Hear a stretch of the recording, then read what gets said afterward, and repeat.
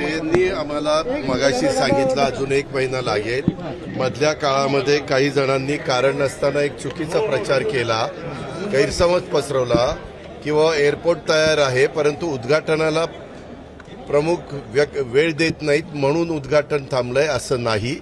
आज तर देशाच्या पंतप्रधानांनी अनेक एअरपोर्टची आणि टर्मिनलची उद्घाटनं केली आणि आपलं ॲक्च्युली इथनं प्रवासी इकडं आता 5 प्लेन उभे राहू शकतात, इकडं 5 जुन्यामध्ये असं आहे। टोटल 90 लाख वर्षाला प्रवासी उतरतील आणि चढतील एवढी याची कॅपॅसिटी आहे।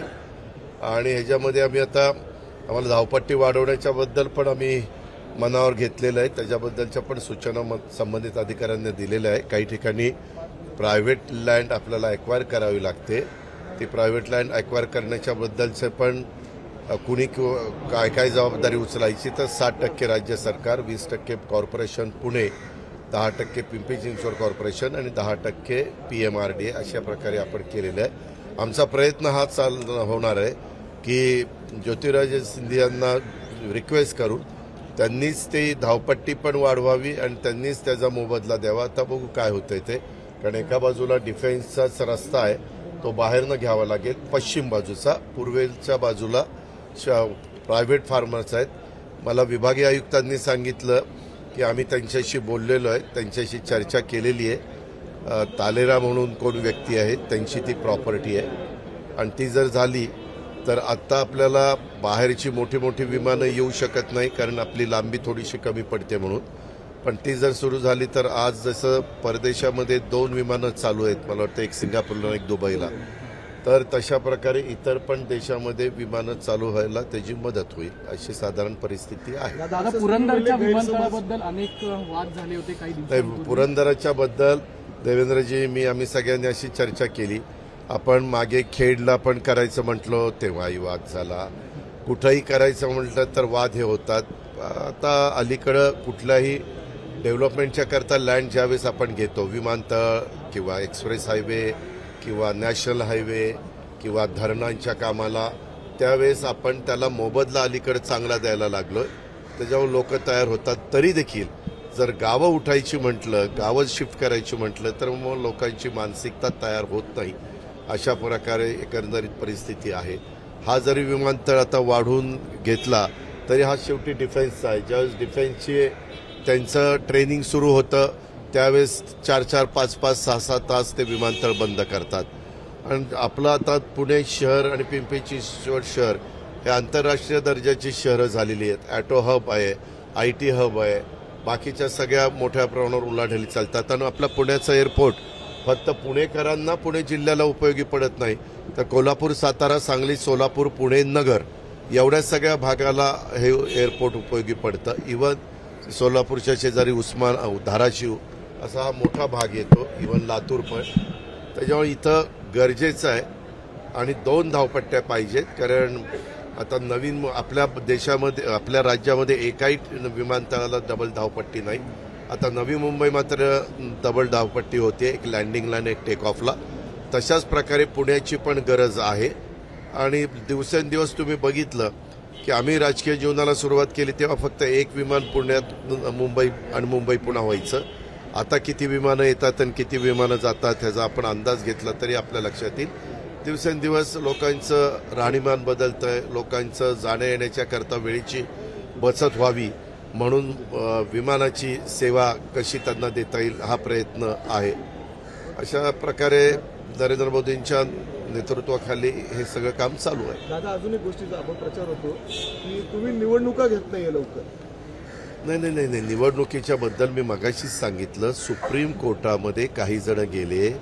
मागं आम्हीच सरकारमध्ये असताना उद्धव ठाकरे साहेबांचं सरकार होतं त्यावेळेस आमच्या लक्षात आलं ओपन कॅटेगरीतल्या महिलांना, पुरुषांना फॉर्म भरता येतोय, SC STला पुरुष स्त्रीला फॉर्म भरता येतो, परंतु OBC वाल्यांना फॉर्म भरता येत नव्हते आणि तो OBCंच्यावर अन्याय होतो। इतर मागासवर्ग देखील मोठ्या प्रमाणावर आहे, 350 जाती त्याच्यामध्ये मोडतात किंवा त्याच्यापेक्षा जास्तच। एवढ्या मोठ्या घटकावर अन्याय करण्याचा अधिकार आपल्याला कोणी त्या ठिकाणी दिलेला नाही, म्हणून काही जण हायकोर्टात गेले, हायकोर्टातनं ती मॅटर सुप्रीम कोर्टामध्ये गेली, सुप्रीम कोर्टामध्ये तारखा पडतायत, ते सगळं एकत्र करण्याचं त्यांचं काम चाललेलं आहे. आम्हाला तर निवडणुका पाहिजे. शेवटी लोकशाहीमध्ये निवडणुका ह्या महत्त्वाच्याच आहे.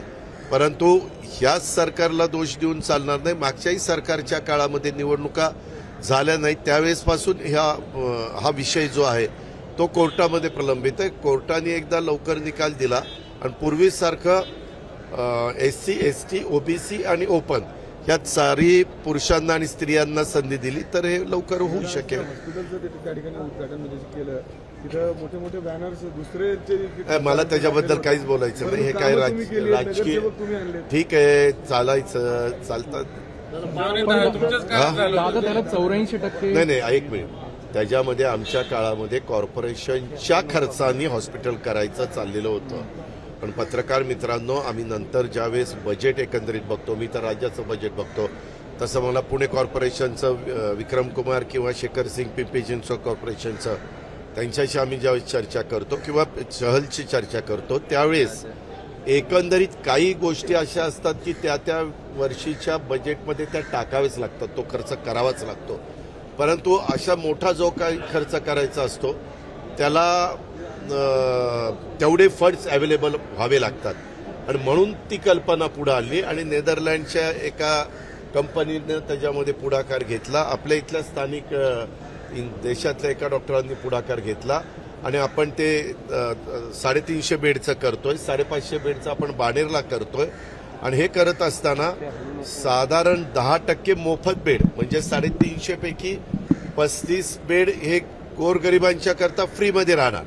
6% राज्य सरकारने जो दर ठरवलेला आहे तो, आणि ह्याच्या उपर राज्य सरकारची आणि केंद्र सरकारची जी स्कीम आहे महात्मा फुले जन आरोग्य योजना, तर त्या स्कीमच्या बद्दल त्याचा पण अंतर्भाव त्याच्यामध्ये आपण केलेला आहे. म्हणजे त्याला विम्याचं संरक्षण 5 लाखापर्यंत आपण दिलेलं आहे.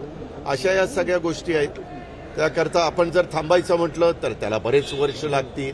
मग इतके वर्ष थांबायची तयारी नाही, काम पण सुरू झालं पाहिजे. आणि मग कुणी असं गुंतवणूक करायला आलं आणि त्याच्यात मागाशी देवेंद्रजींनी बोलत असताना सांगितलं रेट ऑफ इंटरेस्ट काय राहणार किंवा त्यांनी जर ते पूर्ण केलं नाही तर काय राहणार, ह्या सगळ्या बारकावे त्याच्यामध्ये रहित म्हणजे बारकावे लक्षात घेऊन तशा प्रकारे आपण अग्रीमेंट केलं. बारामतीची उमेदवारी जाहीर झाली समोरून, स्वागत आहे त्याचं.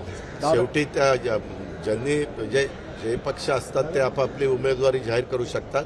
आमचं महाराष्ट्रामध्ये महायुतीच्या 48 जागांच्या बद्दलचा निर्णय झाला की आम्ही देखील भाजपचे, राष्ट्रवादीचे आणि शिवसेनेचे उमेदवार जाहीर दादा सुनील शेळकेंच्या बाबत ऐका ना, त्याच्यामध्ये सुनील शेळकेंनी काय स्टेटमेंट केलं हे आपण ऐकलेलं आहे आणि सुनीलशी मी पण लगेच बोललो. सुनील म्हणला दादा आपण मला ओळखता, आपणच मला तिकीट दिलेलं आहे, आपणच मला ताबडतोब फोन केलेला होता, त्याचं तर नाव मी तो पार्टी कार्यालयात पोहोचायच्या आधीच डिक्लेअर करून टाकलेलं होतं. हे सगळ्यांना माहिती आहे. पण ठीक आहे, काही मान्यवरांनी काही स्टेटमेंट केलं तर त्याच्याबद्दल आपण लगेच बोललंच पाहिजे, अशातला काही भाग नाही. आणि सुनील म्हणला मी असा कुणालाही दम दिलेला नाही, कुणालाही दाटी केली नाही. मी नंतर त्याच्या खोलात गेलो की असं का झालं, तर ज्यांनी कार्यक्रम आयोजित केलेला होता त्या कार्यक्रमाला पहिल्यांदा अतिशय नगण्य उपस्थिती होती. मग आता उपस्थिती ज्यांनी कार्यक्रम केला त्यांना उपस्थिती जास्त दाखवता आली नाही, मग पळवाट म्हणून त्यांनी टार्गेट त्या सुनील शेळके आमदार साहेबांना केलं. वास्तविक हे बरोबर नाही आहे. टीका होती शिरूरमधून तुम्हाला उमेदवार मिळत नाही, असू द्या, कळेल तुम्हाला. नाना पाटेकरांच्या नावाची तुम्ही ह्या सगळ्या वेगवेगळ्या प्रकारच्या एवढ्या तुमच्या बातम्यामध्ये काही सत्य असतं, काही त्याच्यामध्ये काही असत्य असतं, म्हणजे त्याला कुठलाच आधार नसतो. माझी विनंती आहे की 2 दिवसातच तुम्हाला ते सगळं कळेल.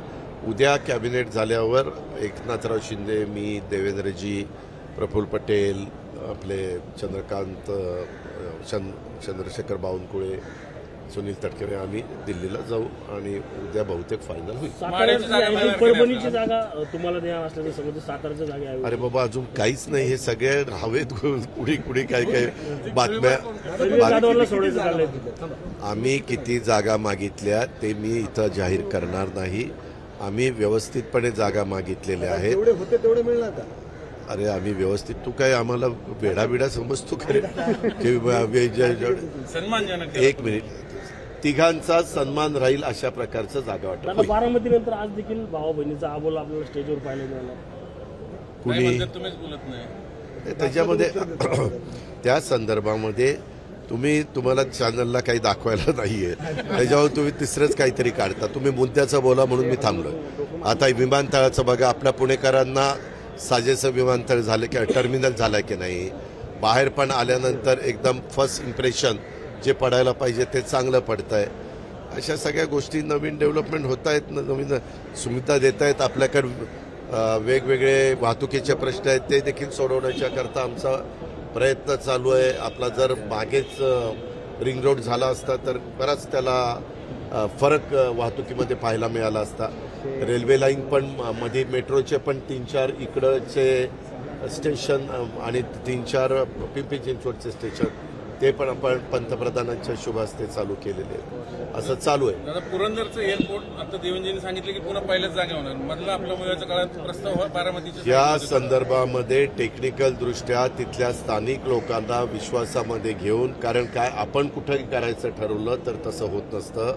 आपल्या इथं हा विमानतळ हा संरक्षण विभागाचा आहे, हाही देशाच्या संरक्षणाच्या दृष्टिकोनातनं महत्त्वाचा आहे. त्याच्यावर इथलं टेक ऑफ, इथलं लँडिंग, तिकडं होणारं टेक ऑफ, तिथलं लँडिंग, इथं ज्यावेळेस त्यांचं प्रॅक्टिस चालू असते त्यावेळेस नॅशनल इंटरनॅशनल फ्लाईटला कुठल्याही प्रकारचं ज्याला परिणाम होणार नाही, ह्या सगळ्या गोष्टी पाहाव्या लागतात.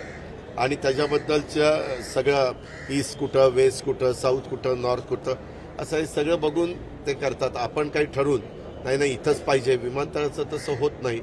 बाकीच्या बऱ्याचशा गोष्टी त्याच्यामध्ये टेक्निकल दृष्ट्या पाहाव्या लागतात आणि ते पाहूनच निर्णय होईल. पाहून म्हणजे पाहिलेलं आहे, पण आता त्यांनी सांगितलेलं आहे की तुम्हाला हे 2 पैकी इथंच करावं लागेल.